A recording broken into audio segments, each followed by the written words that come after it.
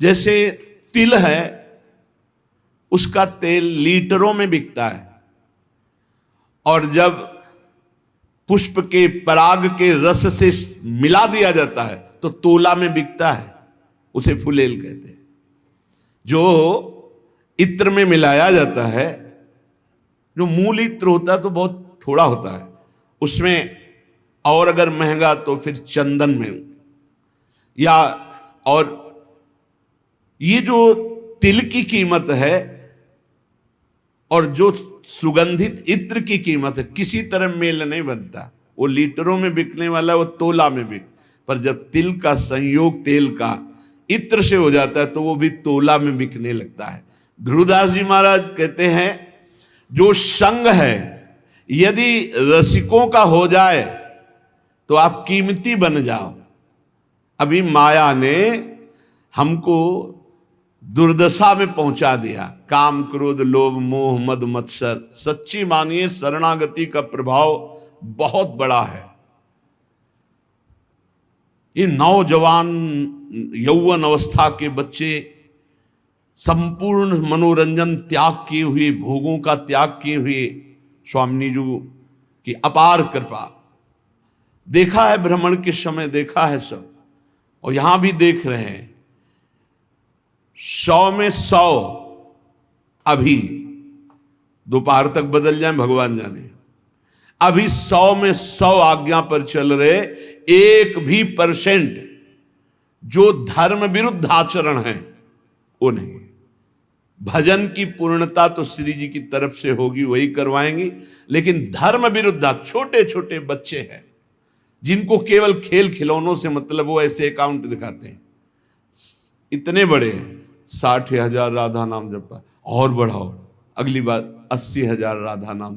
इनकी क्या कोई महिमा जाने, अभी ठीक से चल नहीं पाते, 70-80 हजार राधा नाम जपे छोटे छोटे बच्चे, इनकी महिमा आगे जानते हो क्या प्रकाशित होगी। यही जगत को पावन करने वाले, चाहे गृहस्थ बन जाएं चाहे विरक्त बन जाएं, दोनों में ये जगत पावन करने वाले महात्मा होंगे।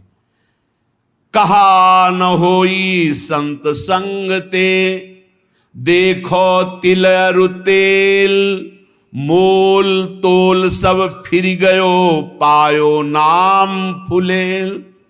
इत्र की भांति तेल बिकने लगता है। संग का प्रभाव देखो, इत्र के संग से वो इत्र की तौल में बिकने लगता है। ऐसे ही अगर हमें संत संग मिल जाए तो पारस और संत में बड़ा अंतर है। पारस तो लोहे को छूकर सोना बना देती, पारस नहीं बना देती, लेकिन संत आप सरिस चाहे सब कीन्हा, अपने समान सबको बना देते हैं।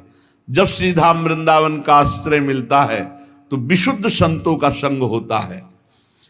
और धर्म साधन भजन फीके बिनु अनुराग, जैसे बागो बनत नहीं जो न होई सिर पाग।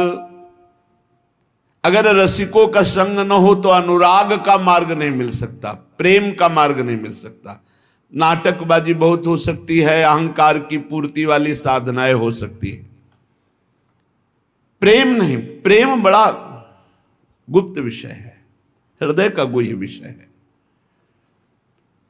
आज प्रेम के लिए कोई बिरला ही व्याकुल होता है, नहीं अपनी कामनाओं की पूर्ति, बहुत से बहुत पाप नष्ट करने की भावना या कल्याण की भावना, इसके ऊपर मोक्ष हो जाना और मोक्ष का भी त्याग करके भगवत अनुराग में रुदन करना, तड़पना, ये कोई बिरला चाहता है।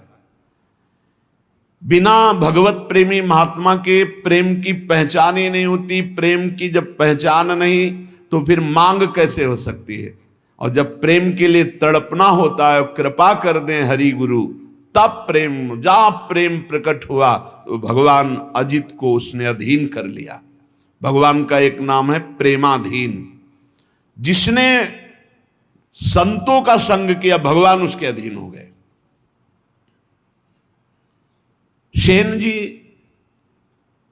हर समय नाम जप करते और अपनी सेवा करते हैं। इस सेवा से जो अर्थ मिलता उससे साधु सेवा करते। सच्ची मानिए साधु सेवा भगवत प्राप्ति का सीधा मार्ग है।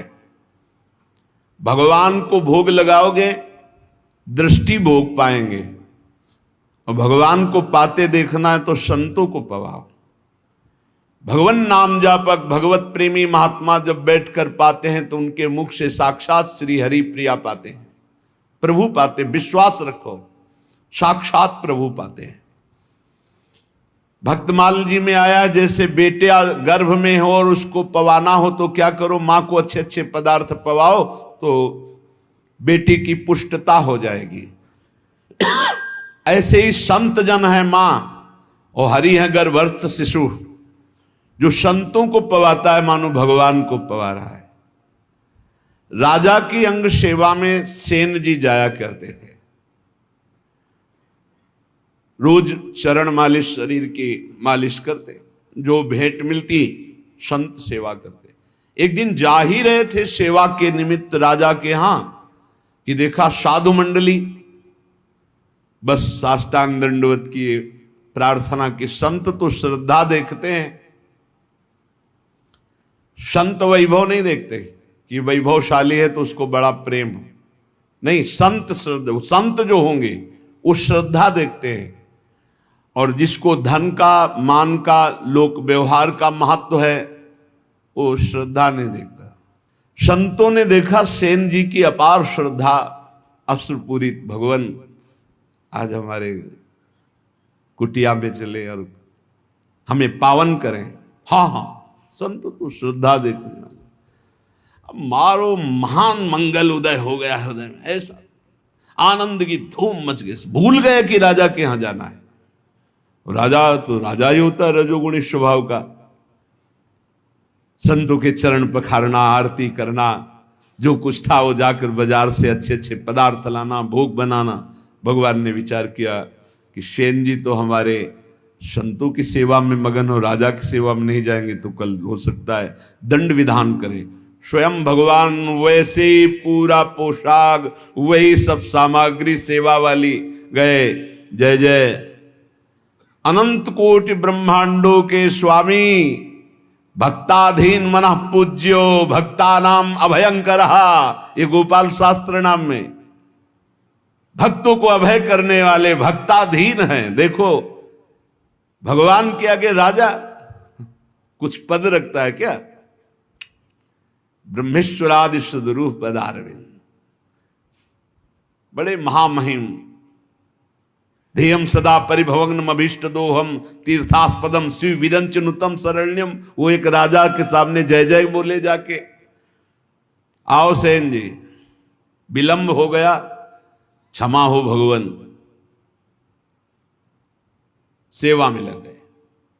जैसे ही भगवान ने सेवा, अरे उसको तो एक अपार आनंद मिल रहा है आज, कभी ऐसा आनंद नहीं मिला। पीठ की मालिश की ऐसे। तो जब तेल मालिश कर रहे थे तो कटोरी सामने रखी थी, तो राजा की दृष्टि पड़ी तो देखा अनंत कामों को मूर्छित करने वाले श्याम सुंदर।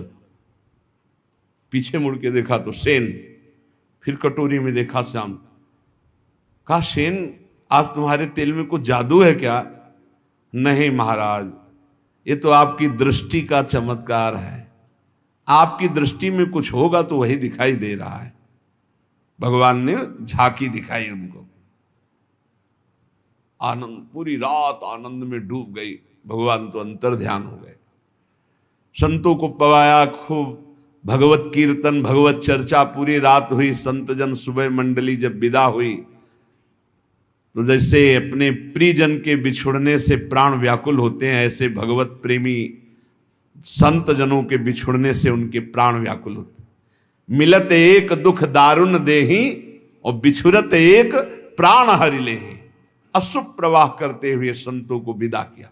जब संतों को विदा किया तब होश आया, अरे राजा की तो सेवा में गया ही नहीं।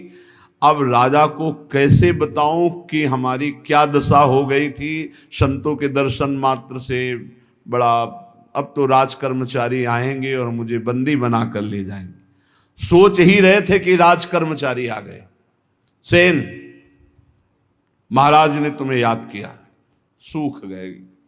विचार किया कि हो सकता है राजा है, कोई निवेदन नहीं किया, सेवा में जाना चाहिए, नहीं जाए तो निवेदन भेजना चाहिए। इसका मतलब भयानक दंड मिलेगा, चल पड़े। भगवान का स्मरण करते हो कि कोई अपराध तो किया नहीं, संत सेवा में ही रत होने के कारण अगर ऐसा हमें फांसी भी मिलती है तो कोई बात नहीं, अवश्य नहीं। उनका ऐसा आदर प्रधान द्वारपाल कैसे कर सकता है, वो तो तिरस्कार करना चाहिए। जब अंदर गए तो राजा ने कहा आओ आओ सेन। ये सब क्या, इनको तो क्रोध में होना चाहिए। राजा ने कहा सेन जैसी तुमने कल सेवा की मैं बहुत आनंदित हूं, जो चाहो हमसे मांग लो। मजाक तो नहीं कर रहा, कल तो आए ही नहीं। तो उनका महाराज सेवा क्या, तो उनका सच्ची कल जो तुमने, और अश्रु आ गए। तब उनको लगा कि कुछ तो उनका महाराज मेरी सेवा से आपको क्या सुख मिला? बोले मैं एक रहस्य जानना चाहता हूं। कल बार बार मन में आया पर तुम सेवारत थे, इतना आनंद मिल रहा था कि पूछ। कटोरी में देखते थे तो एक श्याम रंग का बड़ा आकर्षणकारी रूप, और जब पीछे देखते तो तुम सेवा कर। क्या कल के तेल में कोई जादू था या क्या था कल? तो उनका सरकार सही बतावे, तुम कल आए ही नहीं। अच्छा कल तुम आए तो थे, सेवा की? बोले नहीं, वो जो कटोरी में देख रहे थे वो सही देख रहे थे, वो हमारे इष्ट देव हैं। श्याम सुंदर हमारे इष्ट देव हैं। आप नाराज ना हो जाएं, हम संत सेवा में मगन रहे, इसलिए मेरे स्वयं प्रभु सेन का रूप धारण करके और आपके। अब आप पूछे कि मैं बहुत आनंदित हूं, जो इच्छा हो मांग लो, तो सरकार अपनी सेवा से मुक्त कर दो। आज से मैं अपने प्रभु और संतों के सिवा किसी की दास्ता नहीं करूंगा। जो मेरे लिए तुम्हारी सेवा में आए, आज के बाद पूर्ण अनन्य होकर अब किसी अन्य का आश्रय नहीं। और धर्म साधन भजन फीके बिनु अनुराग। और ये अनुराग संत संग से मिलता है। बहुत बहुत बहुत महिमा है साधु संग की, पर इसी महिमा का पाखंड दुरुपयोग करता है।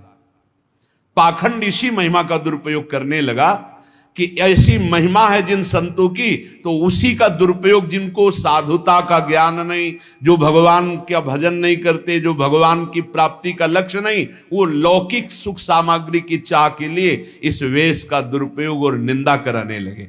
नहीं तो वास्तविक सत्य बात है, संत सेवा मात्र से अनुराग प्राप्त होता है। तात स्वर्ग अपवर्ग सुख धरी तुलाय कंग, तूलन ताह सकल मिली जो सुख लव सत्संग। क्षण मात्र के सत्संग से जीवन का परिवर्तन निश्चित है। जो स्वर्ग और पृथ्वी के भोग और मोक्ष सुख का भी तिरस्कार करवा दे, ऐसा अनुराग संत संग से प्राप्त होता है।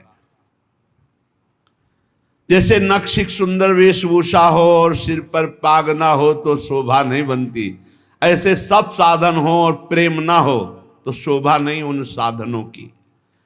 प्रेम बिना जो कछु करे, सो नहीं लागे नीक। विविध भांति व्यंजन करो, लोन बिना सब फीक।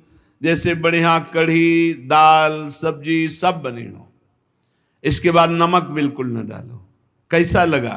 सब फीका। बोले ऐसे बढ़िया व्रत नियम संयम साधन सब चल रहे हैं, पर तुम्हें हरि अनुराग नहीं है, प्रभु से अपनापन नहीं, प्रेम नहीं, तो बोले सब व्यंजन जैसे नमक के बिना फीके लगे, ऐसे प्रेम के बिना सब साधन फीके। साधनों का स्वाद क्या है? अनुराग, प्रेम। प्रेम पूर्वक श्रवण, प्रेम पूर्वक कीर्तन, प्रेम पूर्वक दासत्व, अर्चन, बंधन, सख्य, आत्मसमर्पण। नवल किशोरी कुंवर की सहज ऐसी बानी, ताको संग न छाणही ने कुशरण गहे आनी। हमारी नवल किशोरी लाडली जू श्री श्यामा जू का सहज स्वभाव है, बाना है, विरध है। कि कोई जबान से भी शरणागत होने लगे। 3 प्रकार की शरणागत होती है, एक वाणी की, एक मन की और एक शरीर की। अगर वाणी से भी शरणागत हो, हमारे माई श्यामा जू का राज, मेरी महारानी श्री राधा रानी, मेरे प्राणनाथ श्री श्यामा, वाणी से शुरू कर दो तो नेकु 3 में किसी एक की शरणागति भर हो जाए तो स्वामिनी जो संभाल लेती है, उसे कभी छोड़ती नहीं, वाणी की शरणागति से भी। देखो हम तो झूठ बोल रहे हैं कि आपके सिवा हमारा कोई नहीं, लेकिन वो सत्य है, वो सत्य मान लेते क्योंकि वो सत्य है। जैसे संतों का सहज स्वभाव होता है, आप कुछ भी बोलो सत्य मान लेंगे। उनको ऐसा लगता ही नहीं कि ये छल कर रहा है, ये कपट कर रहा है। लाख समझाओ कि ये कपट कर रहा है, तुम क्या जानो, तुम्हारे अंदर कपट है इसलिए तुम्हें कपट दिखाई दे रहा है। वो कपटी नहीं, वो सत्य है। ऐसे ही हम कपट पूर्वक, नाटक पूर्वक अगर कह रहे हैं कि हे भगवान हम आपके हैं, हे प्यारी जू हम आपके हैं, वो मान लेते हैं। बड़े कृपालु हैं, बड़े कृपालु हैं। नवल किशोरी कुंवर की सहजय ऐसी बानी, ताको संग न छाणे नेक शरण गहे आन। तत्काल परिवर्तन शुरू हो जाता है। जो बड़ी बड़ी साधना से परिवर्तन नहीं होता, वो श्री जी की शरणागति से हो जाता। मान लो हमने ऐसी ऐसी समस्याएं देखी जिनको ऐसे निपटाती हैं श्री जी की, हम तुम्हें कैसे बताएं। जीवन संघर्षमय होता है, ऐसे क्षण में परिवर्तन देखा है। परिवर्तन बड़ा आश्चर्य में परिवर्तन देखा, हर क्षण कैसा वो, बस केवल ऐसे हो जाओ, वो भी सच्चाई से ले। आप कहोगे सच्चाई से क्यों नहीं?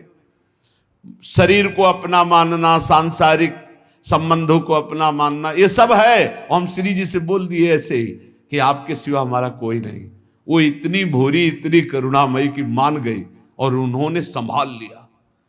और कहीं कोई सच्चाई से श्री जी का अनन्य हो, फिर उसको क्या कहना है? रसिक अनन्य की महिमा को क्या कहना है? बोले प्रीतम हूं के प्रणय है, प्रीति के बस हुए जाहि, कोटि धर्म किन करो को तिन तन चितवत नाही। आश्चर्य में सब बातें जीवन में देख रहा हूं, आश्चर्य में सब आश्चर्य, सर्वाश्चर्य। प्रारब्ध अपना जोर कसता है और कृपा अपना जोर कसती। क्षण क्षण में प्रारब्ध टांग मारता है गिराने के लिए, और क्षण क्षण में नवीन लाठी बन करके कृपा है, ये फेंक, ये पकड़, देख अब नहीं गिरा पाएगा, अब नहीं गिरा पाएगा, आगे बढ़ाते चले जाते। कैसे तुम्हें बताएं? अगर श्री जी के वचन के भी शरणागत हो जाओ तो निर्वाह करते हो। बोले प्रीतम हूं के मन यह है, प्रीति के बस हो जाए। केवल अपनापन प्रभु को चाहे, केवल अपनापन। कोटि धर्म किन करो को तिन तन चितवत नाहि। खूब बड़ी तपस्या ये वो सब प्रभु ये नहीं देखते, अपनापन देखते हैं। आप अपनापन कितना माने हुए? अपनापन करने में कोई पैसा लगता है क्या? अपनापन करने में आपके कोई सद्गुण की बात की जा रही क्या? हम जैसे हैं हे प्रभु आपके हैं, तो ही मोहि नाते अनेक। मानिए जो भाई, ये क्या चला जाता है इस बात से? सब कुछ तुम्हारा ही रहेगा, तुम्हारा ही तुमको पूर्ण सुरक्षा पूर्वक भोगने को मिलेगा। लेकिन सुरक्षा लग जाएगी सरकारी, भागवतिक सुरक्षा। केवल इतना होने पर हे नाथ मैं आपका हूं। संकटों से, विपत्तियों से, नाना प्रकार के दुखों से आप क्लेशित हो रहे हो, आप भगवान की शरण में हो जाओ। शरणागत अभय हो जाता है, शरणागत निशोक हो जाता है, निश्चिंत हो जाता है। जब तक शरणागति परिपक्व नहीं हो रही तब तक आपको अनुभव नहीं हो रहा। नहीं, सत्य कहते हैं, ऐसा लगता है हर समय वो गोद में लिए हुए बैठे। हर समस्या का समाधान ऐसे होता है प्रभु की कृपा से। आप कहोगे आप भगवत मार्ग के पथिक हो, इसलिए भगवान केवल संबंध निर्वाह करते हैं। दुर्वासा जी विरक्त महापुरुष है, अम्बरीश जी गृहस्थ महापुरुष है। आप विचार करके देख, भगवान की दृष्टि केवल अपनेपन पे रहती है, उनकी तपस्या पे है, उनकी भगवान पे है। क्या आप अपनी दृष्टि भगवान पर नहीं कर सकते? मेरे प्रभु, मेरे श्री कृष्ण, मेरे हरि, मेरे राम, मेरे शिव, जो नाम रूप लो वही है, दूसरा तत्व नहीं है। एक ही परम तत्व, अम्बा बोलो, शिव बोलो, राम बोलो, कृष्ण बोलो, गणेश बोलो, सब वही तत्व हैं। लीला के लिए छोटा बड़ा ये सब, लीला में जब एक ही समान नाटक नहीं होता। नाटक में आनंद तब आता है जब एक सेवक बने, एक स्वामी बने, ऐसे ऐसे पूरा नाटक तभी तैयार। तो इस नाटक मंच पर एक ही परम तत्व अपने आप को विविध रूपों में करके खेल रहा है। करोड़ों प्रकार की धर्म साधना करो, हमारे प्रभु देखते भी नहीं हैं, लेकिन प्रेम जरा सा आप कर लो तो बिक जाते हैं। ऐसे प्रेमी स्वभाव हमारे प्रभु का है। एक प्राण मन दोई तन, अखियन की सी प्रीति, यद्यपि न्यारी रहत है, देखत ये कहीं रीति। हमारे श्री लाडली लाल कहने को दो हैं, दो तन में एक प्राण, दो तन में एक मन, जैसे दो नेत्रों में एक दृष्टि, ऐसे हमारे प्रियालाल हैं। इनको विलग करके तनिक भी बात पसंद नहीं आती कर वर्णन करना। ये कहने मात्र को श्यामा श्याम हैं एक ही प्राण, एक ही मन, दो तन, ये रहस्य समझ में आ जाए। बड़े कृपालु हैं, जब बाहां जोरी लटकते हुए प्रेम में चलते हैं, रसिक जन देखते हैं, कोटि कोटि ब्रह्मांडों का सुख भी फीका लगने लगे इनकी एक झांकी में।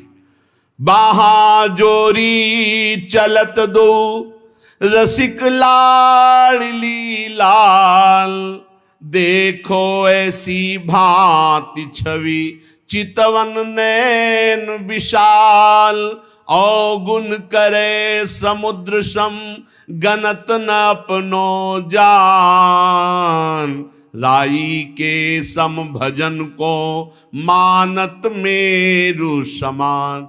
ये लाडले लटकते हुए जब प्रेम रस में और एक झांकी मिल जाए तो चितवन मात्र से अनंत जन्मों के कर्म बंधन कटकर प्रेम सुख में डूब जाए। श्री जी की शरणागति में एक सबसे बड़ी महिमा की बात है कि अगर चूक पे चूक होती चली जाए, समुद्र के समान अपराध बन जाए, तो श्री जी हमारा शरणागत है ऐसा जानकर मानती नहीं कि अपराध किया है। और राय थोड़ा भी भजन हो जाए तो पहाड़ के समान मान ले, अरे ये तो बड़ा भजनानंदी, ये तो हमें बहुत सेवा करता, सुख पहुंचाता, थोड़ी सी सेवा। ऐसे प्रभु त्रैलोक मणि, जिन न भजे चितलाए, पशु पंछी ताको सबे, मानत अपनो राय।